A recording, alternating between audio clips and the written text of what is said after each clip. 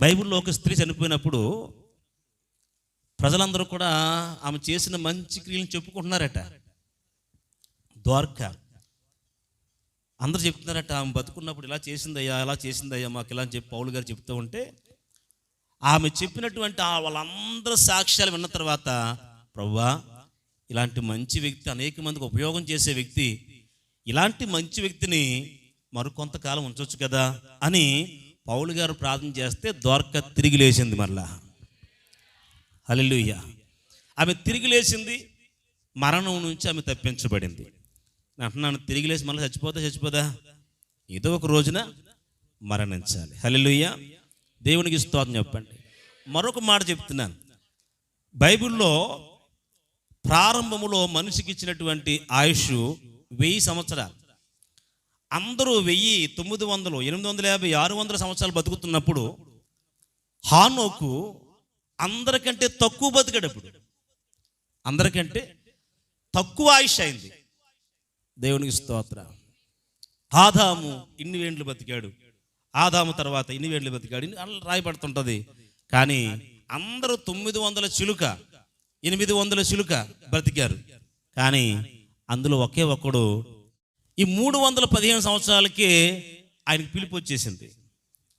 ఇంట్లో వాళ్ళు అడిగే ఉంటారు, అందరూ కూడా ఇన్నేండ్లు బతుకుతుంటే నా తండ్రి ఏడు ప్రభా ఇప్పుడు వెళ్ళిపోతున్నాడు, ఇప్పుడు ఎందుకు పిలుస్తున్నావు అంటే, హెబ్రీ పత్రికలో అతని గురించి రాస్తాడు, హానోకు దేవునికి ఇష్టుడై ఉండెను గనుక దేవుడు అతన్ని తీసుకొని పోయెను అన్నాడు. దేవునికి స్తోత్రం కలుగును. బైబిల్లో ఆ వ్యక్తి సాక్ష్యం నాకు చాలా ఇష్టం అండి. ఎందుకంటే హానోకును ఒత్తిడి తీసుకెళ్ళాడు దేవుడు. 300 ఏండ్లు అతడు దేవునితో నడిచినవాడు అని రాయబడుతుంది. 300 ఏండ్లు దేవునితో ఏం చేశాడట? నడిచినవాడు అంటే అర్థం ఏంటంటే, దేవునితో నడవాలంటే ఎన్నో అర్హతలు, యోగ్యత ఇవన్నీ ఉండాలి. స్తోత్రం కలిగినగాక. దేవునితో నడిచే అనుభవం అనుకున్నాడంటే దేవుడు అతన్ని భూలోకంలో ఉంచలేకపోయాడు, తనతో తీసుకుని వెళ్ళాడట. అంటే ఇప్పుడు చెప్పండి, హానోకు ఎక్కడ ఉంటాడు? ఎందుకు అక్కడ ఉంటాడు? ఆయనకి ఇష్టుడై ఉన్నాడు కాబట్టి. ఆయనకి ఇష్టుడై ఉన్నాడు కాబట్టి. ఇష్టుడై ఉన్న వాళ్ళకి సమాధానమే కదా, ఇష్టుడై ఉన్నవానికి మేలే కదా. అందుకే భూమి మీద దేవునికి ఇష్టలైన వారికి సమాధానము కలుగునుగాక అంటాడు. అంటే భూమి మీద దేవునికి ఇష్టలుగా ఎవరు ఉండగలుగుతారో వారికి సమాధానమే, పరలోక భాగ్యమే. వారు ఎప్పుడు వెళ్ళిపోయినా పైకి. కానీ అంటున్నాను, సంసోను, సత్బాబు దేవునికి ఇష్టనిగా బతికాడు అనుకుంటున్నాను నేను. ఇంట్లో తన కుటుంబం కూడా చెప్తారు, మా నాన్న ఎప్పుడూ ప్రార్థన చేసుకుంటాడండి. పక్కింటి వాళ్ళు చెప్తారు, మన గిజ్జుని గల చెప్తారు, లేదండి ఎప్పుడు చేతులు ఎత్తేలా ప్రార్థన చేసుకుంటాడండి. దేవుని స్తోత్రం. ఆయన ఒకవేళ అర్ధాంతరంగా వెళ్ళిపోయినా మనకు బాధ లేదు. కారణం ఏంటంటే ఆయన దేవుని సన్నిధిలో ఉన్నాడు కాబట్టి. కానీ ఈరోజు మనం ప్రశ్నించుకోవాలి, ఇక్కడ కూర్చున్న వారందరం కూడా, అసలు ఎందుకు పుడుతున్నాం, మనం ఎందుకు మరణిస్తున్నాం, ఎక్కడికి వెళ్తున్నాం? ఈ 3 ప్రశ్నలకి ఎవరు జవాబు కనుక్కుంటారో వారు ధన్యులే. ఆలోచించాలండి, వాక్యాన్ని ఎప్పుడు కూడా ప్రశ్నించాలి. కొన్నిసార్లు కొన్ని ప్రశ్నలకి నిజం బయటపడిపోద్దేమని చెప్పి ప్రశ్నల్ని తారుమారు చేసేసి ప్రశ్నించకూడదు అంటారు. కానీ నేను అంటాను, బైబిల్ని ప్రశ్నిస్తే మరింత సత్యం బయటకు వస్తూ ఉంటుంది. అది వాక్యానికి ఉన్న గొప్పతనం. అది బైబిల్ కానీ దేవుని వాక్యానికి మనం ప్రశ్నించుకున్నాం అనుకోండి, ఎందుకు ఇలా అన్నాం అనుకోండి, అందుకు ఇలా అంటాడు, నోరెత్తే అవకాశం ఉంటుంది. ఇంకా దేవునికి స్తోత్రం చెప్తాం. యేసు ప్రభువారిని కూడా చాలామంది ప్రశ్నించారు. యేసు ప్రభువారిని కూడా చాలామంది ప్రశ్నించారు, ఈ అధికారం వల్ల ఈ కార్యాలు చేస్తున్నావు నువ్వు అన్నాడు. ప్రభువారికి సమాధానం చెప్పాడు. మరొక చోట అన్నారు, నీ శిష్యులు ఎందుకు పారంపర్య ఆచారాలు పాటించకుండా వారు ఎందుకు ఇలా చేస్తున్నారు అంటే దానికి ఆయన సమాధానం చెప్పాడు. దేవునికి స్తోత్రం. ఆ తర్వాత మీరు చూడండి, యేసుక్రీస్తు ప్రభువారిని ఇంకా ప్రశ్నించి ఆయనలో నుంచి ఏదో ఒక తప్పు, ఏదో ఒక బ్లేమ్ ఆయన మీద వేయడానికి వారు ప్రయత్నం చేసి వారందరూ మోకమ్ముడిగా ప్రభు దగ్గరికి వచ్చి, యేసయ్యను ప్రశ్నిస్తున్నారు ఒక విచిత్రమైన ప్రశ్న. కానీ ఆ ప్రశ్న సర్వలోకానికి సమాధానం. గట్టిగా స్తోత్రం చెప్పండి. రెండు చేతులు ఎత్తి స్తోత్రం చెప్పండి. వాక్యాన్ని, బైబిల్ని ప్రశ్నిస్తున్నప్పుడు దేవుడు ఖచ్చితంగా వారికి చెప్పిన సమాధానమే సర్వలోకానికి జవాబుగా మారిపోతుంది. ఎంతమంది ఒప్పుకుంటారు ఈ మాటకి? ఎంతమంది ఒప్పుకుంటారు? యేసు ప్రభు వారిని ఒక దినాన్ని ప్రశ్నించారట. ప్రశ్నించినటువంటి వారిలో రెండు రకాలు ఉంటారు. అందులో ప్రశ్నించినటువంటి వారు ఎటువంటి వారంటే సత్యాన్ని నమ్మకుండా సత్యమైనటువంటి ప్రశ్నలాగా అడుగుతారు. కానీ వాళ్ళు విని తెలుసుకోవడానికి కాదు, విని దాన్ని ఇంకా అసత్యముగా మార్చటానికి. కానీ మరొకంతమంది ఉంటారు, అసలు ఈ విషయం ఏంటి అని తెలుసుకోవడానికి ఆసక్తి కలిగి అడుగుతారు. వారిలో కూడా వారు ఒక రకం వాళ్ళు. స్తోత్రం కలుగునుగాక, దేవునికి మహిమ కలుగునుగాక. కాబట్టి యేసుక్రీస్తు ప్రభు వారిని ప్రశ్నిస్తే ఆయనలోంచి ఏమవుతుందో తెలుసా మనకి? సమృద్ధైన జవాబు వస్తుంది. ఒక దినాన్ని చూడండి, లోకాసు వార్తలోకి రండి, 20వ అధ్యాయం మొదటి మాట చదవండి ఒకసారి.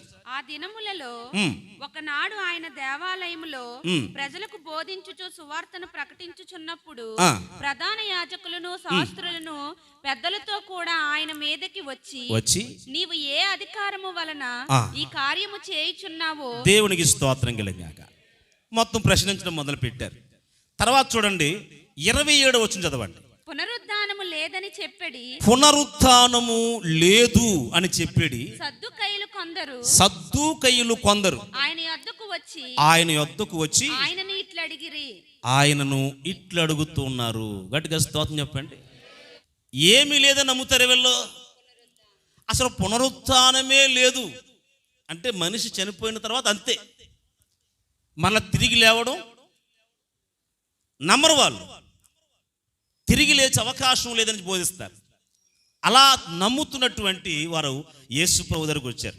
కానీ ఆయన బోధ ఏంటంటే మనిషికి మరణము అంతము కాదు, ఆ తరువాత మీకు పునరుత్థానం ఉంది అంటున్నాడు. స్తోత్రం కలుగును గాక.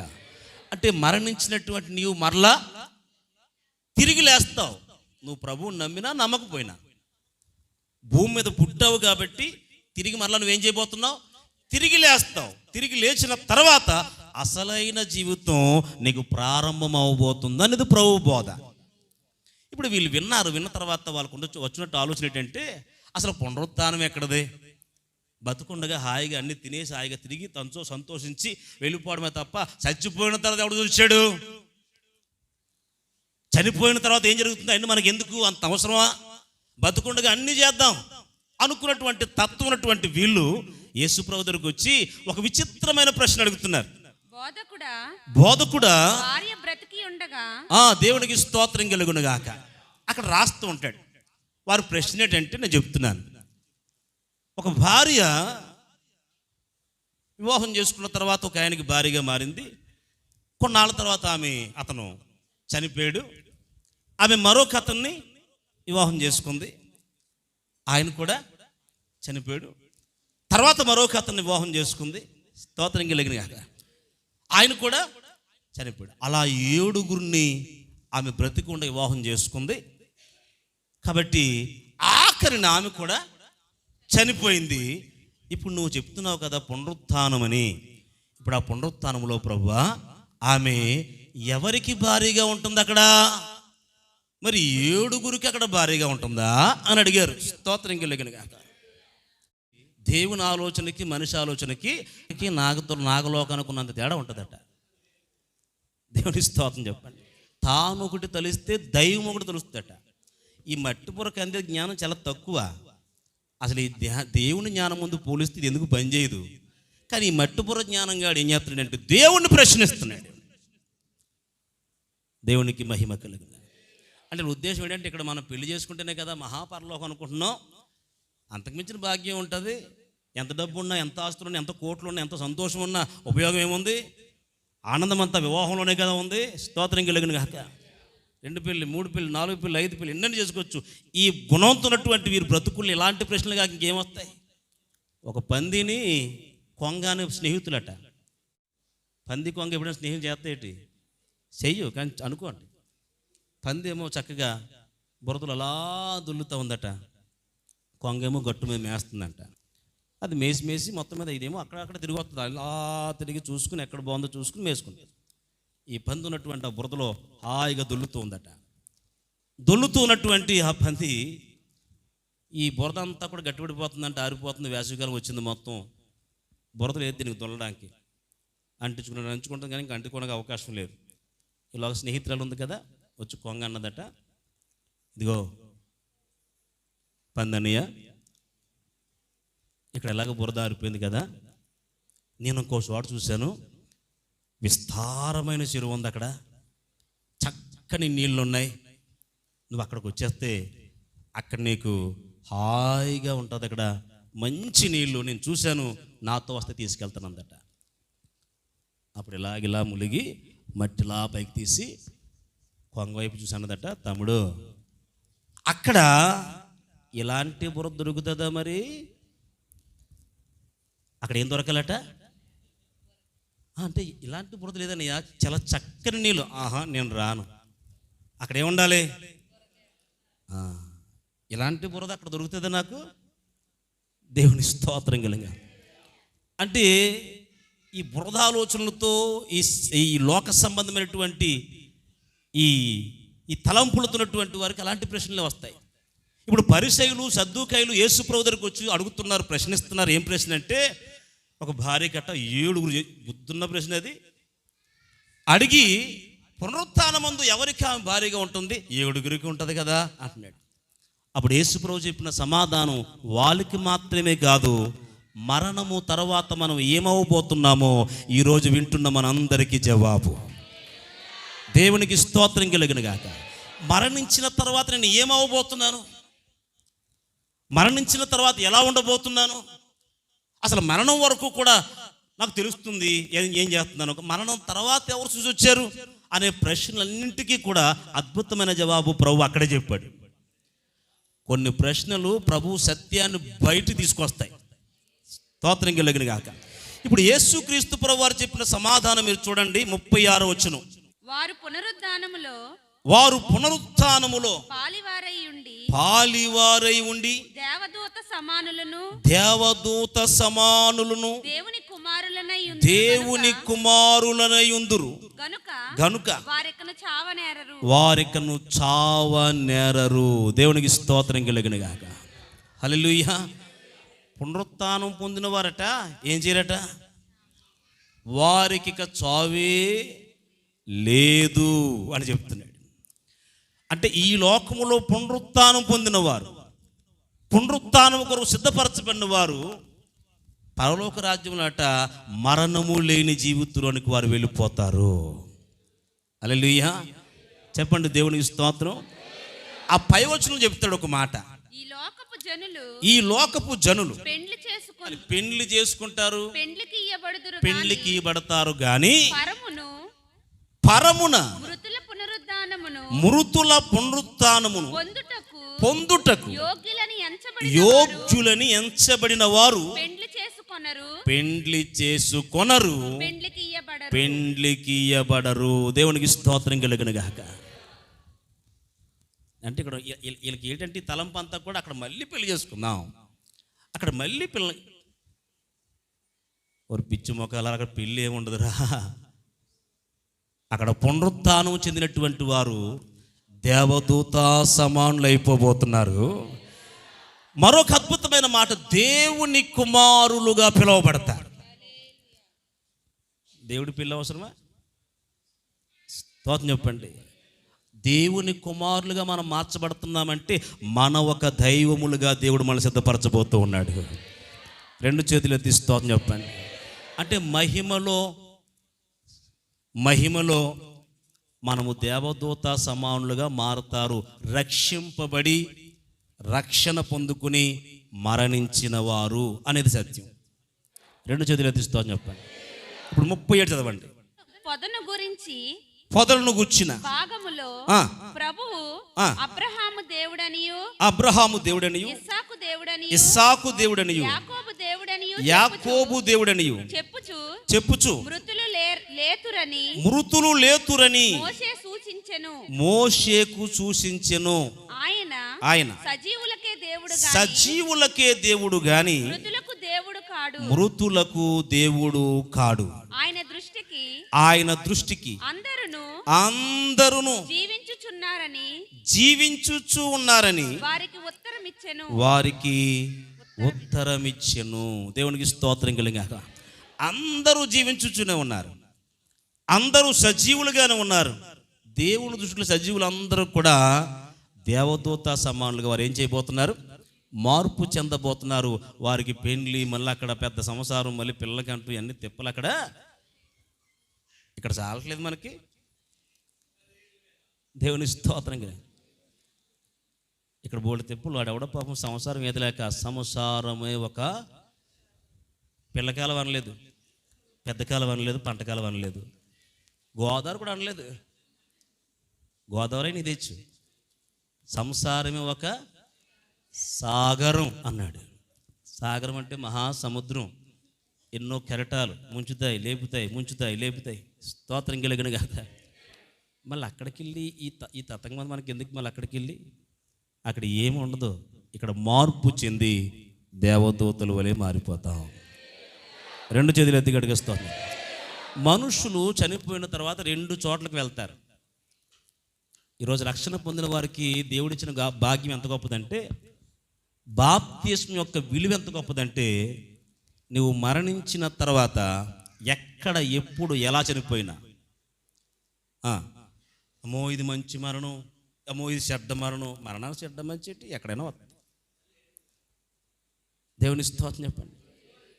మరణించావు కాబట్టి మరణం ఎలా వచ్చినా కానీ ఆ మరణము తర్వాత మనం పొందుకోవాల్సింది పొందుకోవాలి. దేవుని స్తోత్రం. రెండు చోట్లకి వెళ్తారు. రక్షించబడి బాప్తిస్మం పొంది రక్షణ కొరకు సిద్ధంగా ఉన్నటువంటి వారు, అందుకే పునరుత్థానం కొరకు సిద్ధపరచబడిన వారట. ప్రభు చెప్పారు, పునరుత్థానం కొరకు ఏర్పాటు చేయబడిన వారు అన్నాడు. అంటే అర్థం ఏంటంటే రక్షణ పొందుకుని సిద్ధంగా ఉన్నవారు. ఈ సిద్ధంగా ఉన్న వారు అందరికీ కూడా మరణం వెంటనే వారికి వచ్చేది పరదైసులోనికి వారు వెళ్తారు. పరలోకం కాదు, పరదైసులోనికి వెళ్తారు. ఈ విషయాన్ని ప్రభు సిలువ మీద దొంగతో మాట్లాడతారు. స్తోత్రం కలిగిన యేసు ప్రభుని సిలువేసినప్పుడు ఒక దొంగని ఈ పక్కన, ఒక దొంగని ఈ పక్కన కూడా సిలువేశారు. అప్పుడు కుడి పక్కన ఉన్నవాడు ఏడుస్తూ, ప్రభువా నీవు మరలా రాబోతున్నావు, నాకు తెలుసు, నువ్వు నీతిమంతుడు, నీవు మరలా నీ రాజ్యంలో వచ్చినప్పుడు ఈ పాపిని జ్ఞాపకం చేసుకోవా అన్నాడు. అతని పశ్చాత్తాపం కన్నిటిని చూసి యేసయ్య వెంటనే పలికి మాట్లాడి తెలుసా, నేడే నీవు నాతో పరదైసులో ఉంటున్నావు. చప్పట్లు కొట్టి ప్రభువుకి స్తోత్రం చెప్పండి. హల్లెలూయా. అతను బాప్తిస్మం పొందాడా? రక్షణ పొందాడా? అంతకంటే శ్రేష్టమైనది పొందేశాడు. యేసయ్య నోటితోనే పలికించుకున్నాడు. హల్లెలూయా. ఇప్పుడు రాజుగారు కోటలోకి వెళ్ళాలంటే ఉద్యోగం చేస్తున్నవాడు, అందులో అపాయింట్మెంట్ పొందినవాడు వెళ్తాడు, వస్తాడు. మిగతా అందరూ కూడా వెయిటింగ్లో ఉండవలసిందే కదా. కానీ వెయిటింగ్లో ఉన్నవాడిని డైరెక్ట్గా గేట్ దగ్గరకు వచ్చిన తర్వాత, నీకు ఆధార్ కార్డు ఉందా, లా కార్డు ఉందా, ఈ కార్డు ఉందా, పంచింగ్ చేసే కార్డు ఉందా, నెంబర్ ఎంత నీది, ఇవన్నీ అడగకుండా లోపలికి వెళ్ళాలంటే ఒకే ఒక ఆధారం ఉంటుంది. ఏంటి ఆధారం? రాజుగారి గేట్ దగ్గరికి వచ్చి సోదరా అన్నాడు అనుకోండి, ఎవరిని ఆపు చేస్తారు? అతన్ని సైనికులు కానీ ఎవరు ఆపు చేయరు. కారణం అంటే ఎవరు పిలిచారు? రాజ్యాధికారి లోపల పిలుస్తుంటే అందరూ సైడ్ ఇచ్చేస్తారు. దేవునికి స్తోత్రం చెప్పండి. మరి ఆయన పిలవకుండా కానీ నేను కూడా ఆయన లోపల పిలిచాడు కదా, ఆయన కార్డు ఉందా, ఆయనకి అది ఉందా, ఈయనకి ఇది ఉందా, ఆయన లేకుండా లోపలికి వెళ్ళాడు కదా, నేను కూడా లోపలికి వెళ్ళిపోతాను, కుదరదు. ఆయన అంగీకారం చాలా ప్రాముఖ్యమైనది. ఇప్పుడు సిలువ మీద దొంగకి దేవుడు ఇచ్చిన గొప్ప అవకాశం ఏంటి తెలుసా? యేసయ్య నోడుతో అన్నాడు, నేడే నీవు నాతో పరదైసులో ఉండబోతున్నావు అన్నాడు. అక్కడ మీరు ఒకటి గమనించారు, ప్రభు ప్రతి మాటలో ఒక సత్యం ఉంటుంది. అంటే రక్షింపబడి ప్రభు చిత్తములో ముద్రించబడి పునరుత్థానము కోసం సిద్ధపరచబడిన వారు ఎక్కడికి వెళుతుంది ఆత్మ అంటే క్షణములో పరదైసులో ఉంటుంది. మర్చిపోవద్దు, పరదైసు. అదే పౌలు గారు అంటాడు, నేనెరుగుదును ఒక మనుష్యుణ్ణి, అతడు 3వ ఆకాశమునకు కొనిపోబడిన అంటాడు. స్తోత్రం కలుగును గాక. హల్లెలూయా. మధ్యాకాశమునకు కొనిపోబడిన అంటాడు. అంటే అర్థం ఏంటంటే అక్కడికి వెళ్ళిపోయాడు దర్శనంలో పౌలు గారు. పరదైసు ఒక శ్రేష్టమైన ప్రాంతము. హల్లెలూయా. అసలు ఈ సృష్టి అంతా ఒకసారి మనం ఆలోచించి చాలా విచిత్రంగా ఉంటుంది. నక్షత్రాలు చూస్తే అనుకుంటాం దాని పక్కనే ఉంది, దాని పక్కనే ఉంది, దాని పక్కనే ఉంది అనుకుంటాం. ఈ నక్షత్రం దగ్గర మొదలుపెట్టి ఈ నక్షత్రం దగ్గర వెళ్ళాలంటే కొన్ని వందల సంవత్సరాలు పడుతుందట. స్తోత్రం కలిగినాక ఇప్పుడు మన భూమి ఇక్కడి నుంచి అక్కడికి వెళ్ళాలనుకోండి, చివరికి వెళ్ళాలనుకోండి, ఎంత టైం పడుతుంది? ర్యాకెట్ వేసుకుని వెళ్తే కనీసం 2 రోజులైనా అవతల నుంచి అవతల చేరుకుంటాం. స్తోత్రం. కానీ నక్షత్రం దగ్గర నుంచి ఒక నక్షత్రానికి వెళ్ళాలంటట కొన్ని వేల కిలోమీటర్లు, లక్షల కిలోమీటర్లు అంట. అంటే ఒక నక్షత్రానికి నక్షత్రానికి అంత దూరం ఉంటే ఈరోజు సృష్టి అంతటిని మీరు ఆలోచించండి. ఇది బ్రహ్మాండమైన సృష్టి. ఇది గట్టిగా స్తోత్రం. హల్లెలూయా. ఇప్పుడు పరదైసులోనికి వెళ్ళిపోతున్నారు అందరూ. ఎవరంటే రక్షింపబడి పునరుత్థానము కొరకు సిద్ధపడిన వారందరూ పరదైసులోనికి వెళ్తారు. యేసు ప్రభు వారు లాజరు ధనవంతుడు స్టోరీలో ఒక మాట అన్నారు. ఆయన ఏం చెప్పాడంటే, ధనవంతుడు మరణించి పాతాళములో మిక్కిలి వేదన పడుచు ఉన్నాడు అన్నాడు. పాతాళం నరకం కాదు, నరకం వేరు, పాతాళం వేరు. స్తోత్రం కలిగిన గాక. పాతాళం అంటే కోర్ అని ఒక చీకటి బెలం అంటారు దాన్ని. చీకటి బెలం అంటే కట్టికే చీకటి, చేతుకు దొరికినంత చిక్కటి చీకటి అక్కడ ఆవరించబడి ఉంటుంది. అక్కడంతా వేదన, అక్కడంతా బాధ, అక్కడ ఏమాత్రం సంతోషం సుఖం ఉండదు. అలా వేదన పడుతూనే ఉండాలి. పాతాళంలో పడ్డాడు, మిక్కిలి వేదన పడుతున్నాడు. లాజరు అయితే అబ్రహాము రొమ్మున ఆనుకొని ఆనందిస్తూ ఉన్నాడు. అక్కడేమో ఆనందం ఉంది, ఇక్కడేమో వేదన, బాధ ఉన్నాయి. ఇప్పుడు రక్షించబడి పునరుత్థానము కొరకు సిద్ధపరచబడిన వాడు పరదైసులో ఆనందంలో ఉన్నాడు. రక్షణ లేనటువంటి వాడు పాతాళములో వేదన పొందుకుంటూ ఉన్నాడు. గట్టిగా స్తోత్రం అంతా. కానీ భూమి మీద వీళ్ళిద్దరిలో ఎవరు గొప్పగా బతికారు? ఎవరు సుఖంగా బతికారు? ఎవరు ఆస్తులతో తులతూగారు? ఎవరు మహానుభావుడు అనిపించుకున్నారు? స్తోత్రం. అది మనం ఆలోచించాలి. అక్కడ ప్రభువు సన్నిధిలో ఈరోజు రక్షణ పొందుకున్నాడట, చాలా మంచుడట, చాలా నీతిమంతుడట, చాలా ప్రార్థన చేస్తాడట. అయినా దేవుడు ఎందుకు ఇలా చేశాడు? దేవుడు చేశాడు, ఆయనకి ఇష్టడై తీసుకెళ్ళాడు. దేవునికి స్తోత్రం కలిగిన గాక.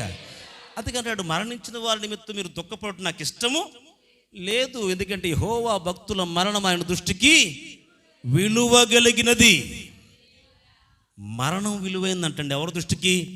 మనుషుల దృష్టికి, దేవుని దృష్టికట. అందుకే స్తెఫను రాళ్లతో కొట్టబడి చంపబడతా ఉంటుంటే స్తెఫను చనిపోతూ అంటాడు, ఇదిగో పరలోకము తెరవబడ్డు చూస్తున్నాను నేను, దేవుని కుమారుడు దేవుని సింహాసనం కుడి ప్రక్కన లేచి నిలవబడ్డం చూస్తా ఉన్నాను అన్నాడు. అంటే ఆయన భక్తులు పరలోకానికి వస్తున్నప్పుడు దేవుని చేత వారు ఆహ్వానించబడతారు. ఇది ఎంత భాగ్యమో అది నీకు అర్థమైతే తెలుస్తుంది. స్తోత్రం కలిగిన గాక. ఇప్పుడు గేటు దగ్గర ఉన్నటువంటి కాపలాదారుడు అందరిని ఆహ్వానిస్తారు, రండి వెల్కమ్ అంటాడు. అలా ఇంక అత్తమల్లి చేయలేమవుతాం అని చెప్పేసి ఈ మధ్యలో పెడేస్తున్నారు కదా అక్కడ. హల్లెలూయా అంటే ఇంకా అక్కడ పెట్టినటువంటి బొమ్మ చెప్పుకుని ఉంటుంది. ఇంకా అంతే, అలా నమస్కారం పెడుతూ ఉంటుంది, అందరూ వెళ్ళిపోతుంటారు. ఎందుకంటే మనుషులు ఆహ్వానించడానికి అంత ఓపిక ఎక్కడ ఉంది? 2 రోజుల్లో వెళ్ళండి. స్తోత్రం. హల్లెలూయా. ఇప్పుడు అలాగ అందరూ వెళ్ళిపోతూ ఉన్నారు. ఈలోగా ఒక ఆయన వచ్చాడు. ఆయన రాగానే ఇప్పుడు లోపల ఉన్నటువంటి ఆ యజమాని, ఆ అధికారి పరిగెట్టుకుని వచ్చి రండి సార్ అని చెప్పి ఆహ్వానించడం అనుకోండి. ఇంతవరకు లోపలికి వెళ్ళిన వారు, ఇంతవరకు బయట ఉన్న వాళ్ళు అందరి దృష్టికి ఇప్పుడు అతను ఏమైపోతాడో చెప్పాలి మీరు నాకు. దేవునికి స్తోత్రం చెప్పండి. హల్లెలూయా. ఒరే ఇతను ఏదో అనుకున్నాం, ఇతను ఏదో అనుకున్నాం, ఏకంగా ఆయనే వచ్చి లోపల తీసుకెళ్తాడంటే ఈయన ఎంత గొప్పవాడు. గట్టిగా స్తోత్రం. హల్లెలూయా. భూలోకంలో నీ పరిస్థితి ఎలాంటిదైనా, ప్రభువుని అందు విశ్వాసం నుంచి నీ జీవితం ఎటువంటిదైనా, ఈ రోజున మరణించిన తర్వాత తెలుస్తుంది నీ గొప్పతనం ఎంత మహిమ కలిగినదో. నీ ఆధిక్యత ఎంత మహిమలో ఉందో ఆ మహిమ నువ్వు పొందాలంటే ఆయనే నిలవబడి నిన్ను ఆహ్వానిస్తాడట. పరలోక అధికారి, సృష్టి అధికారి, మహాదేవుడు, మహిమోన్నతుడైన దేవుడు వచ్చి నిన్ను ఆహ్వానించే యోగ్యత రక్షణ పొందుకోవడంలోనే ఉన్నది. హల్లెలూయా. రక్షణ పొందుకున్న తలపోట్లు పోవడానికి, బిల్డింగ్లు కట్టుకోవడానికి, గేదెలు వేయడానికి, కోడిగుడ్లు పెట్టడానికి కాదు, పిల్లలు పెళ్ళి అయిపోవడానికి, ఇంకో స్టే వేయడానికి, ఇంకో కారు కొనడానికి కాదు. పరలోక భాగ్యాన్ని పొందుకోవడానికి అర్హత. స్తోత్రం చెప్పుదాం. నిన్న మేము పోస్ట్ మార్టం చేసిన దగ్గర కూర్చున్నాం అందరం వెళ్ళి. అంటే పొద్దునుంచి అక్కడే కూర్చున్నాం అనుకోండి. మా విజయబాబు గారు నేను మాట్లాడుకుంటున్నాం, పాస్టర్ గారు ఈ మనిషిని కోసేక చూసామనుకోండి, ఏట్రై మనిషి బతికని రేపు నేను తల కూడా దూకపోతే అవుతుంది అన్నాడు ఆయన. మనిషి బ్రతుకు ఎంత అల్పమైనదో. స్తోత్రం చెప్పండి. హల్లెలూయా. ఏముండదు. ఆ పోస్ట్ మార్టం అడగండి వెళ్ళి, అండి చాలా బలవంతుడండి, చాలా శక్తివంతుడండి, అవి పెద్ద అధికారి అండి బాబు అని చెప్పండి. లాగిపడేనండి మొత్తం. స్తోత్రం చెప్పండి. హల్లెలూయా. లోపల ఉన్న ఆత్మ వెళ్ళిపోయిన తర్వాత ఇదేమి డొక్కండి. దీనికి అంత పూజ అవసరం లేదు. నీట్గా ఉండదు కాబట్టి స్నానం చేయి, చక్కగా ఉండదు బట్టలు వేసుకో. అంతకు మించి పెద్ద పెద్ద పోజులు, పెద్ద పెద్ద అందరికంటే పరిశుద్ధిని, అందరికంటే గొప్పవడం, పోజు కొట్టే పరిస్థితి మనకు వస్తే ఖచ్చితంగా ఎక్కడికి వెళ్తావో తెలుసా? వేదనకరమైన పాతాళమే నీ స్థితి. గట్టిగా స్తోత్రం చెప్పండి.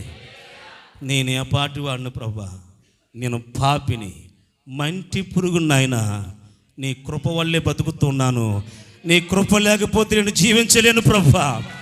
నాకు నీ క్షేమం కావాలి, నీ రక్షణ కావాలి, నీ కృప నాపై చూపాలి అని తగ్గించుకుని వేడుకునే మనసు నీకు ఉంటుందే, ప్రభు తన మహాకృపను బట్టి తన రక్షణ భాగ్యానికి ఇస్తాడు, తన రాజ్యములో చోటు నీకు ఇస్తాడు. గట్టిగా రెండు చేతులు ఎత్తి స్తోత్రం చెప్పండి. ఈ రక్షణ ఎలా పొందుకుంటాం మనం అని అంటే చూడండి, యోహాను సువార్త 5వ అధ్యాయము 22వ వచనం. యోహాను శుభవార్త 5వ అధ్యాయము 22వ వచనం. తండ్రి ఎవనికిని తీర్పు తీర్చడు గాని తండ్రిని గణపరచునట్లుగా అందరును కుమారుణ్ణి గణపరచవలెనని తీర్పు తీర్చుటకు సర్వాధికారము కుమారునికి అప్పగించి ఉన్నాడు. కుమారుణ్ణి గణపరచని వాడు ఆయన పంపిన తండ్రిని కూడా గణపరచడు. యేసు ప్రభు ఎవరో అర్థం అవ్వాలంటే ఆయన మాటల్లోనే ఆయన ఎవరో చెప్తున్నాడు. స్తోత్రం చెప్పండి. ఆయన మాటల్లోనే ఆయన ఎవరో బయలుపరుచుకుంటున్నాడు. నేను ఎవరినో తెలుసా? తండ్రి అయిన దేవుని యొద్ద నుంచి దిగి వచ్చిన కుమారుణ్ణి, నేను పయనించి వచ్చిన వాడును అనేక మార్లు చెప్పాడు ఆయన. కానీ గ్రహించినటువంటి వారు ఆయన ఒక పాస్టర్, ఆయన ఒక ప్రవక్త, ఆయన ఒక మనిషి అనుకున్నారు. కానీ తండ్రి అయిన దేవుణ్ణి ఆరాధిస్తున్నారు, కానీ కుమారుడిని క్రీస్తుని ఏం చేశారు? వాళ్ళు నిర్లక్ష్యం చేశారు. అందుకే ప్రభు చెప్తున్నాడు, నా మాట వినండి. తండ్రిని ఆరాధిస్తున్నారు కదా మీరు, దేవుణ్ణి ఆరాధిస్తున్నారు కదా, ఇదిగో కుమారుణ్ణి ఘనపరుచువాడు మాత్రమే తండ్రిని ఘనపరుస్తున్నాడు. కుమారుణ్ణి ఘనపరచలేని వాడు తండ్రిని కూడా ఘనపరచడు అన్నాడు. స్తోత్రం కలుగును గాక. అంటే ఇప్పుడు ప్రభుని ఎదురుకొక కనబడుతున్నటువంటి ప్రత్యక్షమైనటువంటి యేసు ప్రభును విశ్వాసం ఉంచి ఆయన మొక్కి ఆరాధించటమే తండ్రిని ఆరాధించుట అని యేసయ్య చెప్పకనే చెబుతున్నాడు. స్తోత్రం కలుగును గాక. హల్లెలూయా. నువ్వు తండ్రి ఎలా ఉంచు, ముందు కుమారుణ్ణి స్తుతించు, కుమారుణ్ణి ముద్దు పెట్టుకో, కుమారుణ్ణి ఆరాధించు. అంతేకాకుండా ఇంకొక మాట అంటాడు, నిత్య జీవానికి నువ్వు వారసుడు అవ్వాలంటే నా మాట విని నన్ను పంపిన వాని యందు విశ్వాసముంచు వారందరూ. అందరేనా కొందరేనా? ఏమనుంది అక్కడ? నా మాట విని నన్ను పంపిన వాని యందు విశ్వాసముంచిన వాడు నిత్య జీవము గలవాడు. నిత్య జీవము గలవాడు. వాడు తీర్పులోనికి రాకుండా మరణములో నుండి జీవములోనికి దాటేసి ఉన్నాడు. గట్టిగా స్తోత్రం చెప్పండి. ఎంతమంది ఆశపడుతున్నారు మరణంలో పడకుండా మేము దాటాలి ప్రభు అని? ఈ మరణం ఎంత అండి? లాజర్ని వేసే లేపాడా? 3 రోజులు కుళ్ళిపోడు శవాన్ని ప్రభు ఏం చేశారు? తిరిగి లేపారు. మరి తర్వాత లాజర్ చనిపోయాడు, బతుకున్నాడు ఇంకెప్పటికనే? తర్వాత మళ్ళీ 10 సంవత్సరాలకు 5 సంవత్సరాలకు చచ్చిపోయాడు. ఈ మరణం అందరికీ వస్తుంది, అందరికీ రావాలి. మనుషులందరూ మరణించాలి, కానీ తర్వాత తీర్పు జరుగుతుంది అన్నాడు. చచ్చిపోయిన తీర్పేటి? అదే మరి విచిత్రం. స్తోత్రం కలిగిన గాక. నీకు శరీరానికి మరణం ఉంది తప్ప ఆత్మకు మరణము లేదు. సజీవంగానే ఉండబోతుంది. దానికి దేవుడు ఏం చేయబోతున్నాడు? తీర్పు తీర్చబోతున్నాడు. ప్రతివాని క్రియలకు దేవుడు ఏం చేయబోతున్నాడు? ఎవని క్రియలు చొప్పున వానికి తీర్పు తీరుస్తాడు. ఎవని క్రియలు చొప్పున వారికి దేవుడు తీర్పు తీర్చబోతున్నాడు. తీర్పు దినాన్న మనం నిలవబడాలి అక్కడ. హల్లెలూయా. కానీ మరొక మాట చెప్పనా? నా మాట విని నన్ను పంపిన వాని అందు విశ్వాసం ఉంచి నా చిత్త ప్రకారం జీవించిన వాడట అసలు ఆ తీర్పులోనికి కూడా రావాల్సిన పని లేదట. చప్పట్లు కొట్టి ప్రభుకి స్తోత్రం చెప్పండి. హల్లెలూయా. గ్రంథాలు విప్పబడతాయి, పేర్లు పిలువబడతాయి అని మనం చూస్తూ ఉన్నాం. కానట పూర్తిగా విశ్వాసం ఉంచి ప్రభువుకి ఇష్టంగా ఉన్నవారు అసలు తీర్పులో మరలా దోషులకు నిలబడవలసిన పని అక్కడ లేదు. వారు మరణములో నుంచి జీవములోనికి దాటేశారట. చప్పట్లు కొట్టి ప్రభుకి స్తోత్రం. నీవు రక్షించబడ్డావు, నీ నీతిని కాపాడుకున్నావు, దాటేశావు. మరణాన్ని దాటి జీవములోనికి ప్రవేశిస్తాడు. అదే నిత్య జీవము. హల్లెలూయా. దాంట్లో ప్రవేశించాలంటే ఆయన దృష్టిలో మనం ఉండాలి. ఇప్పుడు మీరు చదవండి యోహాను సువార్త 5వ అధ్యాయం 28-29. దీనికి ఆశ్చర్యపడకుడి, ఒక కాలం వస్తున్నది, ఆ కాలమున సమాధులలో ఉన్న వారందరినీ ఆయన శబ్దము విని మేలు చేసిన వాడు జీవ పునరుత్థానమునకును కీడు చేసిన వాడు తీర్పు పునరుత్థానానికి బయటికి వచ్చెదరు. సమాధుల్లో ఉన్న వారందరూ కూడా ఆయన శబ్దం వింటారట. స్తోత్రం కలుగునుగాక. కడబోర మ్రోగగానే తెరవబడబోతున్నాయి సమాధులు. మరి ఎముకలు అయిపోతాయి కదండి, బూడిదైపోతాయి కదా. నువ్వేం కంగారు పడకు. మనం ఏం బంగారంలో తయారు చేయలేదు. అయినా ఎక్కడి నుంచి చేసాడు మనల్ని? మట్టిలో నుంచి మనల్ని చేశాడు. మట్టిలో కలిపేసాడు. దాంట్లో మళ్ళీ పేరు పెట్టి పిల్లలేడు నిన్ను. ఇరిగిపోయిన ఎముకలారా తిరిగి లేవండి అని చెప్పగానే యెహెజ్కేలు గ్రంథములో ప్రభువు సాక్ష్యం చూపిస్తూ ఉన్నాడు. లోయలో ఎముకలు గుట్టలు ఉన్నాయంట. వాడికి పిలవగానే వారందరికీ కూడా మరలా మహాసైన్యము నిలబడడం చూపించాడు అక్కడ. గట్టిగా స్తోత్రం అంతా. హల్లెలూయా. ఆయనకి అసాధ్యమైనది ఏముంది? నువ్వేం కంగారు పడకు. నువ్వు ఎక్కడ చచ్చిపోయినా పిలుస్తాడు. అదే మా తాత ఎప్పుడో ప్రభువుని నమ్ముకుని కలిసిపోయి బూడిదైపోయి మొత్తం మట్టికి మట్టి అయిపోతాడు. కానీ మట్టికి మట్టి అయిపోయినా ఆయన దృష్టిలో ఆయన గ్రంథంలో ఉన్నాడు. గట్టిగా స్తోత్రం చెప్పండి. నీ కంప్యూటర్ మెమరీ లాంటి కూడా కదైంది. అంతకంటే 10 లక్షల రెట్లు పవర్ఫుల్ అయిన మెమరీ అది. 2 చేతులు ఎత్తి స్తోత్రం చెప్పండి. ఇంకా గట్టిగా దేవుని స్తోత్రం చెప్పండి. సమాధుల్లో ఉన్నవారు ఏం చేయబడబోతున్నారట? బయటికి వస్తారట. అప్పుడు బయటకు వచ్చి వారు ఎలాగున్నవారు అలాగున్నవారే. అప్పుడు వారు వెంటనేట తీర్పుకి మేలు చేసిన వారు, మేలుకరమైన జీవితాన్ని జీవించిన వారు, జీవం అదే పరలోకం, ఆ పరలోక పునరుత్థానానికి మహిమలోనికి వారు వెళ్ళిపోతారట. కీడు చేసిన వారు తీర్పులోనికి నిలబడాలి. ఇప్పుడు చెప్పండి, మనం తీర్పులో కూడా ఉందామా? అక్కడికి దాటి వెళ్ళిపోయే కృప మనం పొందుకుందామా? స్తోత్రం కలిగినగా. ఇప్పుడు మీరు చదవండి ప్రకటన గ్రంథం 20 అధ్యాయం 11 నుంచి చదవండి. మరియు ధవలమైన మహాసింహాసనం చూచి దాని యందు ఆసీనుడై ఉన్న ఒకరిని చూచితిని. భూమి ఆకాశం ఆయన సముఖము నుండి పారిపోయెను. అమ్మా, అదృశ్యమైపోతున్నాయి భూమి ఆకాశాలు. ఆయన మహిమ ఎంత గొప్పదో మీకు అర్థం కాదు. స్తోత్రం కలిగిన గాక. భూమి ఆకాశాలు ఆయన దగ్గర నుంచి ఏమైపోతున్నాయట? పారిపోయెను. నువ్వు నిలవబడిన భూమి అదృశ్యమైపోతుంది.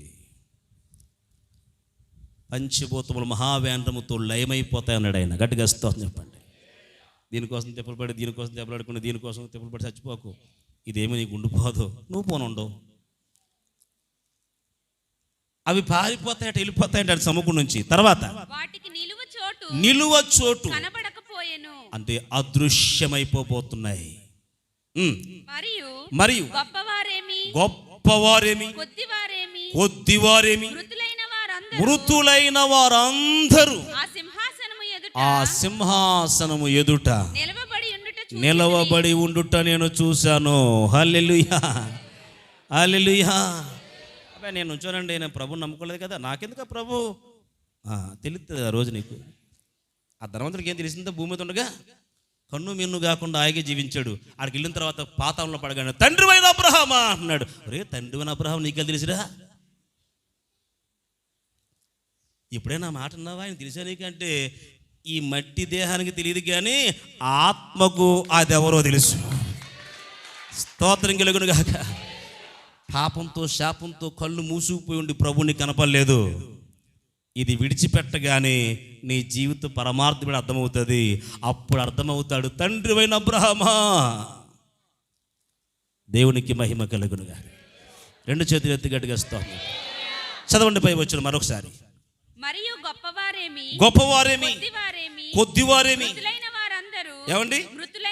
మృతులైన వారందరూ సింహాసనము ఎదుట నిలువబడి ఉండుట చూచితిని.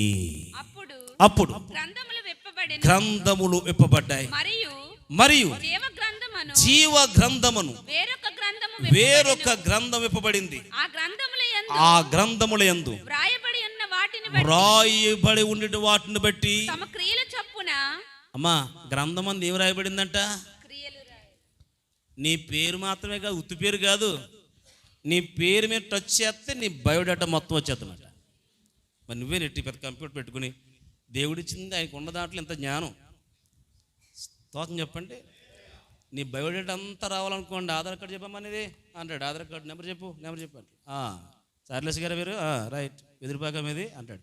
నేను చెప్పకుండా మీకు తెలుస్తుందండి. మీరు చెప్పారు కదండి ఆధార్ కార్డు, ఏళ్ళు పెట్టారు, కళ్ళు అలా చూశారు, ఫోటో తీసుకున్నారు. ఇప్పుడు ఆధార్ కార్డు కూడా తేవట్లేదు, మీరు ఎక్కించేస్తాం ఇంజక్షన్ లాగా చిన్నది అంతే. ఎక్కడికి వెళ్ళినా నీ బయోడేటా జస్ట్ లా కొట్టగా నీ మొత్తం నువ్వెవరో, ఎంతమంది పిల్లలు, ఎక్కడికి. మనిషికే దేవుడు అంత జ్ఞానం ఇస్తే దేవునికి ఎంత జ్ఞానం ఉంటుందండి. గట్టిగా స్తోత్రం చెప్పండి. ప్రపంచమంతా మీ సెల్లో పెట్టేసుకోవచ్చు కదా, నెట్ ఆన్ చేసుకుని మొత్తం అంతా కూడా ఎక్కడ కొట్టినా సరే అమెరికాను కూడా ఇక్కడ నుంచి చూసేచ్చు కదా. ఇంత జ్ఞానం ఇంత సెల్లో ఉన్నప్పుడు ప్రపంచాన్ని అంతటిని సృష్టించిన సృష్టికర్త అయిన దేవుడికి ఎంత మహాజ్ఞానం ఉంటుందో అర్థం చేసుకోండి. జీవగ్రంథం అంటే ఎంత ఉంటుంది భాష గారు? ఎంత ఉంటుంది అంటారా? ఈ భూమి అంత ఉంటుంది అంటారా? నీకు ఎంత ఉంటుందో చూపిస్తాడు తర్వాత. కానీ పేరు లేకుండా ఉంటే మాత్రం అప్పుడు మాత్రం నీకు బాధ. పేరు ఉండేలా చూసుకో. స్తోత్రం కలిగిన పేరుంటే ఏంటంటే అందులో రాయబడిన వాటిని బట్టట. అంటే మన ప్రతి క్రియలు ఆయన రాస్తూ ఉన్నాడు. గట్టిగా స్తోత్రం చెప్పండి. నీ జీవిత క్రియలన్నీ ఆ దేవుని గ్రంథములో ఎలా ఉంటాయట? పోసగుచ్చి. ఎంత జాగ్రత్త. నీతి క్రియలు చేసిన వాడు అంటే జీవ పునరుత్థానం అనమాట. మరి నేను చేస్తున్న మంచి పనులు ఎలా తెలుస్తాయండి? సాటింపు పెంచుకుంటే తప్ప. పాస్టర్ గారు నేను ఇచ్చింది ఏదో త్వరగా మీరు మైకులు చెప్పేసి కదండి. ఇది ఇద్దాం అనుకున్నాను పాస్టర్ గారు, ముందు అర్జెంటుగా నా గురించి చెప్పాడు. మరి నా గురించి స్తోత్రంగా హల్లెలూయా. చెప్పకపోతే ఎలా తెలుద్దని? నేను చేసింది నాకు అందరూ చెప్పేస్తానే కదా నా గురించి. మరి ఇంత చేసానంటే నా గురించి మీరు చెప్పేసి ప్రకటన చేసేస్తానే కదా. నువ్వేం చేసావు అక్కడ రాస్తున్నాడులే. హల్లెలూయా. నువ్వు చేస్తున్నవన్నీ కూడా అక్కడ రాస్తున్నాడు. ఇక్కడ రాసుకుంటే అంతా నీకు ఒకసారి చెప్పేస్తాను అంతే, ఇంత మంచోడు అంత మంచోడు అయిపోయింది అక్కడ. దేవునికి స్తోత్రం. ఈరోజు నీ మంచితనం కనపడుతుంది, మళ్ళీ రేపు చెడతాను మేము నీళ్ళు మళ్ళా బాబు చాలా మంచోడు అనుకున్నామండి. ఆహా తెలియదు, కానీ అక్కడ రాస్తే మాత్రం విచిత్రంగా ఉంటుంది. హృదయ పరిశీలకుడు, రహస్యములు కూడా బహిరంగంగా చూడగలిగిన వాడు, పాతాళమును కూడా అద్దం వలె చూడగలిగినటువంటి నా దేవుని కనులకు మరుగై ఏదీ లేదు. చెప్పండి స్తోత్రం చెప్పండి. ఇప్పుడు మా వెంకటలక్ష్మి గారు వచ్చి నా గురించి చెప్పమా పాస్టర్ చాలా మంచి వాళ్ళండి, పరలోకం తీసిపోండి అని ఆవిడ నా గురించి ఏమి రికమెండేషను, నేనేమి ఆవిడ కోసం రికమెండేషను, ఏం పని చేయమండి స్తోత్రం చెప్పండి. పాస్టర్ మొన్న కదా నాన్నపై పట్టుకొచ్చాను మీకు, మొన్న కదండి కోడి మాసం కూడా తీసుకొచ్చాను కదండి, పలావ్ తీసుకొచ్చాను పాస్టర్ నా గురించి మాట చెప్పేయండి ప్రభువుకి. ఇవి ఉంటాయి ఇంకనే ఇక్కడ చాలు, ఇక్కడ ఏడుసో చాలు ఇవన్నీ. దేవుని స్తోత్రం. ఈ రికమెండేషన్లో బలకం చేతులు ఇవన్నీ బోల్ ఇక్కడ అయిపోయింది. కానీ అక్కడ ఏం పని చేయు, ఆయన కనులకు ఏది చూశాడో అదే రాస్తాడు అక్కడ. గట్టిగా స్తోత్రం చెప్పండి. నువ్వేది ఇచ్చినా పోస కూర్చున్నట్టు రాస్తున్నాడు అక్కడ, నువ్వేం చేసినా పోస కూర్చున్నట్టు రాస్తున్నాడు అక్కడ, నువ్వే క్రియల్లో పెడుతున్నా అన్నీ ఆయన తెలుసు. స్తోత్రం చెప్పండి. రహస్యంగా నన్ను ఎవరో చూడలేదని చెప్పేసి చేతులు అడ్డు పెట్టుకుని కార్యాలు చేసిన, నువ్వేన్ని అద్భుతాలు చేసి చాటును దాక్కుని నువ్వెన్ని చేసినా నా ప్రభువు చూస్తూనే ఉన్నాడు. మనుషులు తీర్పు ఎందుకమ్మా, మనుషులు తీర్పు ఎందుకండి, దేవుడు తీర్పు తీర్చబోతూ ఉన్నాడు. ఏది కావాలి మనకి, అగ్నిగుండమా ఆరాధనపురమా, తీర్పు లోకమా జీవలోకమా, పాతాళానిక పరదైసుక, నరకానిక నిత్య జీవానిక. ఈరోజు మనమే తేల్చుకోవాలి. గట్టిగా స్తోత్రం. నేను అంటున్నాను, రక్షణ పొందిన ప్రతి ఒక్కరూ నిత్య జీవానికి వారసులుగా దేవుడు సిద్ధపరుచునుగాక. అందుకంటాడు, నా మాట విని విశ్వాసం ఉంచిన వాడు మరణించిన తిరిగి లేస్తాడు. ఇంతవరకు మనం అనుకున్నామే, సంసోనైనా రేపు నేనైనా తర్వాత నీవైనా ఈ లోకములో ఈ ఊపిరి ఆగిపోయినా బాధపడకు, తిరిగి మరలా లేచే అవకాశం దేవుడు మాకు ఇచ్చాడు. దేవునికి స్తోత్రం కలిగాక. పునరుత్థానం అని మేము నమ్మం, మనిషి తిరిగి లేస్తాడని మేము నమ్మం అని వారందరూ అన్నారు. వారందరూ ఉంటుండగానే యేసయ్య 3 దినాల తర్వాత మరణించి తానే తిరిగి లేచి రుజువు చూపించాడు. ప్రశ్నించిన వారే చంపారు ఆయన్ని. స్తోత్రం కలిగిన గాక. పునరుత్థానం లేదు, నువ్వు తప్పుడు బాలు చేస్తున్నావు అని చెప్పి ఆయన హింసించి బాధించి ప్రశ్నించి చంపి వారు కసి తీర కొట్టి సమాధిలో పెడితే పునరుత్థానం ఉందిరా మనిషికి, తిరిగి మరలా లేస్తాడు మనిషి అని చెప్పడానికి 3వ దినాన చనిపోయిన యేసు తిరిగి లేచాడు. ప్రపంచమంతా చూస్తూ ఉంటుండగా గట్టిగా చప్పట్లు కొట్టి ప్రభుకి స్తోత్రం చెప్పండి. హల్లెలూయా. ఆయన్ని కొట్టిన వారు చూశారు, ఆయన పొడిచిన వారు చూశారు, ప్రశ్నించిన వారు చూశారు, పశ్చాత్తాపడ్డారు. అయ్యో, ఇంత మహిమ గల దేవుని గురించి నేను చనిపోయే వరకు ఆయన వార్త ప్రకటిస్తానని ప్రపంచ దేశాలకి చెదిరిపోయి యేసయ్య సత్యాన్ని వారు తెలియపరిచాడు. గట్టిగా స్తోత్రం చెప్పండి. హల్లెలూయా. యేసును ప్రశ్నించిన వారు ఎవరు ప్రశ్నించినా సమాధానం చెబుతూ లోకములో దేవునికి సాక్షులుగా జీవించారు. అడుగుతున్నాను, ఎప్పుడైనా వాక్యాన్ని ప్రశ్నించుకున్నావా? నిన్ను నువ్వు ప్రశ్నించుకున్నావా? అలా చేయకపోతే ఈ రోజైనా ప్రశ్నించుకో. స్తోత్రం కలిగిన దేవుడు ఎందుకు ఇలా చేసేసాడండి వద్దా ప్రశ్న. దీనికి కారణం ఏదో ఉంది. ఎందుకు పుడుతున్నాను నేను, ఎందుకు జీవిస్తున్నాను నేను, ఎందుకు మరణిస్తున్నాను, ఎక్కడికి వెళ్ళాలి నేను? ఈ 3 ప్రశ్నలు వేసుకుంటే జవాబు యేసయ్య నీకు ఇస్తాడు. హల్లెలూయా, హల్లెలూయా. పునరుత్థానమును జీవమును నేనే అన్నాడు ఆయన. యేసయ్య చెప్పిన మాట రుజువేటి ప్రభా. అమ్మా, చనిపోయాడు, కుళ్ళిపోయాడు అనుకున్నటువంటి లాజరు తిరిగి లేస్తాడు. అవును ప్రభువా, నువ్వు చెప్పిన బోధ ప్రకారం పునరుత్థానమందు తిరిగి లేస్తాడు. ఆయన అన్నాడు, నీ ఎదురుగుండా నించున్న నేనే ఆ పునరుత్థానం ఇచ్చేవాడిని. రుజువేటి ప్రభువా? రాయితీ. ఆధారం ఏంటి ప్రభువా? రాయి తొలగించు. కుళ్ళు కంపు కొడతాడయ్యా. 3 రోజులు అవుతుంది శవాన్ని అందులో పెట్టి కుళ్ళు కంపు కొడతాడయ్యా. అమ్మా, నమ్మితే నువ్వు దేవుని కార్యాన్ని చూస్తావు. మరియా, పునరుత్థానమును జీవమును నేనే, నా యందు విశ్వాసం ఉంచిన వాడు చనిపోయినా తిరిగి లేస్తాడు. దానికి సాదృశ్యం సూచనప్పుడు మీకు చూపిస్తానన్నాడు. రాయి తొలగించారు. లాజరు బయటికి రానుగానే కట్టుబట్టలతో బయటకు వచ్చాడు. చప్పట్లు కొట్టి ప్రభుకి స్తోత్రం చెప్పండి. 2 చేతులెత్తి స్తోత్రం చెప్పండి. ఆయన చనిపోయిన వారిని తిరిగి లేపడమే కాదు, ఆయన చంపేసినా తిరిగి లేచాడు. ఆయన మహిమది. ఇంకెంతకు మించి పునరుత్థానం ఉందన్న సాక్షి నీకేం కావాలి? ఇంకా నాకు రుజువు కావాలంటే నువ్వు పిచ్చోడు, నీకు ఇంకా అవసరం లేదు. ఇంకా దేవుని స్తోత్రం కలిగిన గాక. పునరుత్థానము నమ్మని వారు ప్రభువుని ప్రశ్నించారు. అదే నమ్మకం కుదిర్చిన తర్వాత ప్రభు సువార్థికులుగా వారు మారిపోయారు.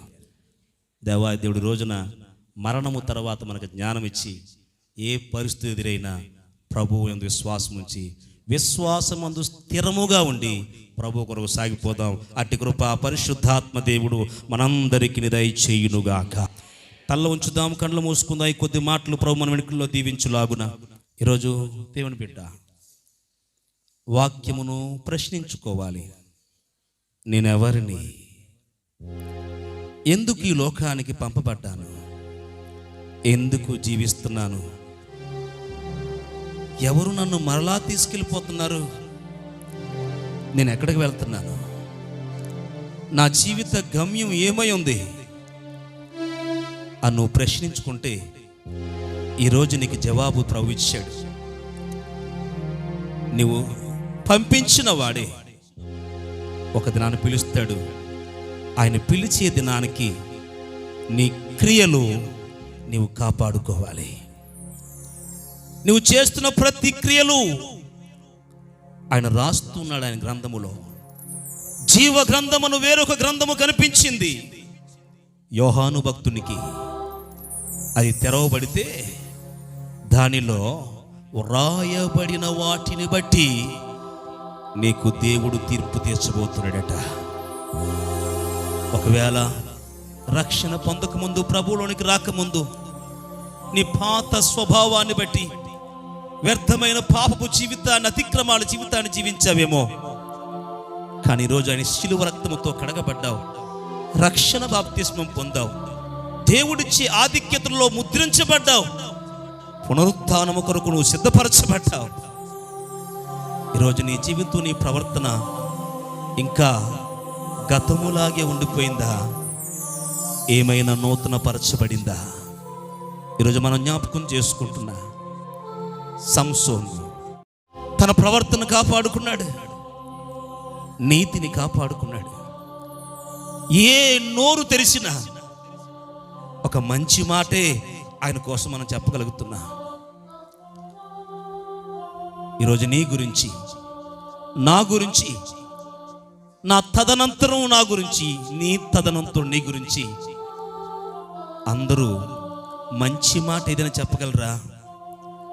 లేదా కొన్ని మంచి మాటలు చెప్పగలుగుతారు, కానీ నా గురించి ఇంకా నా బతుకేంటో వారికి తెలుసు, నా ప్రవర్తన, నా తీరేంటో వారికి తెలుసు. నేను చచ్చిపోయిన తర్వాత కూడా నా గురించి బహిరంగంగా చెప్పకపోయినా రహస్యంగానైనా నాలో ఉన్న చెడ్డ చెప్పుకుంటారయ్యా అనే ఆలోచన నీలో ఉంటే ఈరోజు ప్రభు నీతో మాట్లాడుతున్నాడు. దేవుని బిడ్డ, నీ క్రియలన్నీ రాయబడుతున్నాయి.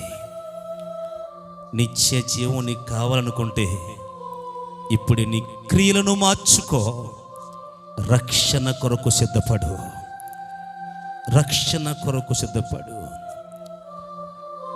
నిశితముగా శిశువలి నీ నడతను మార్చుకో.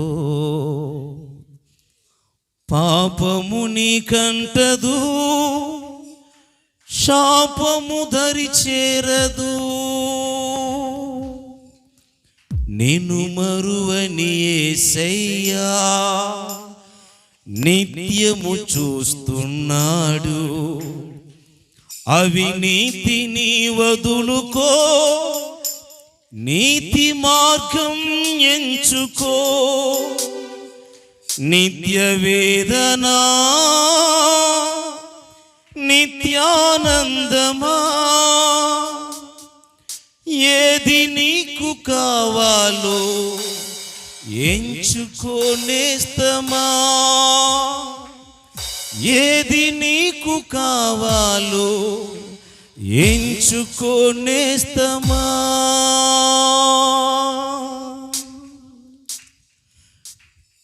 జీవిత సమరం ఆగే సమయం, అది దేవుని వశము. ఆశల సౌధం కూలే తరుణం, ఆగది మరణం. నీ జీవిత క్రియలన్నీ ఆ దేవుని గ్రంథములో పూసగుచ్చినట్లుగా రాసి ఉంచుతాడు. నీ జీవిత క్రియలన్నీ ఆ దేవుని గ్రంథములో పూసగుచ్చినట్లుగా రాసి ఉంచుతాడు. అగ్నిగుండమా, ఆరాధన పురమా, అగ్నిగుండమా, ఆరాధన పురమా, నీకేది తగిందో నిర్ణయిస్తాడు. నీకేది తగిందో నిర్ణయిస్తాడు. జీవిత సమరం ఆగే సమయం, అది దేవుని వశము. ఆశల సౌధం కూలే తరుణం, ఆగది మరణం. మరణము చూడక జీవించే నరుడు ఎవ్వరూ లేరు. కానీ ఈరోజు మరణము తరువాత నేనేమవబోతున్నాను, మరణము తరువాత పునరుత్థానము కొరకు సిద్ధపరచబడిన వారు దేవదూత సమానులుగా ఉండబోతున్నారని, దేవుని కుమారులుగా మారిపోతున్నారని, ఇక వారికి మరణము ఇక ఎన్నడూ వారికి ఉండదని, నిత్య జీవాన్ని వారు పొందుకుంటారని నా యేసయ్య నోరారా ఇచ్చిన జవాబు ఈరోజు మనకు పాఠము. దేవుని బిడ్డలారా, ఈరోజు మనకు పాఠం. అందుకే దేవుని బిడ్డలకు మరణ భయము లేదు, మరణ భయము లేదు. మరణం ఒక నిద్ర, తిరిగి మరలా లేవబోతూ ఉన్నాం. ఆయన స్వరము విన్నప్పుడు, కడబూర శబ్దం విన్నప్పుడు సమాధులు తెరవబడబోతున్నాయి. ఏ నేలలో నుంచి నువ్వు నిర్మించబడ్డావో అదే నేలలో నుంచి నిన్ను పిలవబోతున్నాడు ఆయన. ఆయన పిలిచే సమయానికి నీ జవాబేంటి దేవుని బిడ్డ? నీ జవాబేంటి? అయ్యా, నీవు నన్ను పిలిచినప్పుడు నేను పాపము చేసి సిగ్గుతో నేను దాక్కున్నానయ్యా అని ఆదాములాను జవాబిస్తావా? అయ్యా, నీ కాయాశకరమైన మార్గము నాలో లేకుండా చూసుకున్నాను, నా పరుగు కడముట్టించాను. ఆత్మీయ యాత్రలో ఎన్ని పోరాటములు ఎదురైనా విజయాన్ని పొందుకున్నాను. నా కొరకు నీతి కిరీటము సిద్ధపరచబడి ఉంటుందయ్యా అని ధైర్యముతో కృపాసనము చేరుకునే పౌలు లాంటి నడవడిక మన జీవితంలో ఉందా? ఈ రోజున ఏ రీతిగా నీ జవాబు ఉండబోతుందో నిన్ను నీవే ప్రశ్నించుకో. అందరికి వచ్చే మరణము నీకు రాదు, నీకు లేదు. నిత్య జీవములోనికి నీవు దాటి ఉన్నావు, రక్షణ పొందినవు. అతి భాగ్యాన్ని కాపాడుకుందాం, పోగొట్టుకోవద్దు, కాపాడుకుందాం. నిర్లక్ష్యం చేసుకోవద్దు, పర్వాలేదులే అనుకోవద్దు. నీ నీతిని, నీ ప్రవర్తనను కాపాడుకో. నీ క్రియలు ఆయన గ్రంథములో లిఖించబడుతున్నాయి. జీవ గ్రంథములో రాయబడిన వాటిని బట్టి తీర్పు తీర్చబోతున్నాడు. తీర్పులో నుంచి దాటే యోగ్యత మనందరికీ ప్రభు యేసు నామములో దయచేయునుగాక.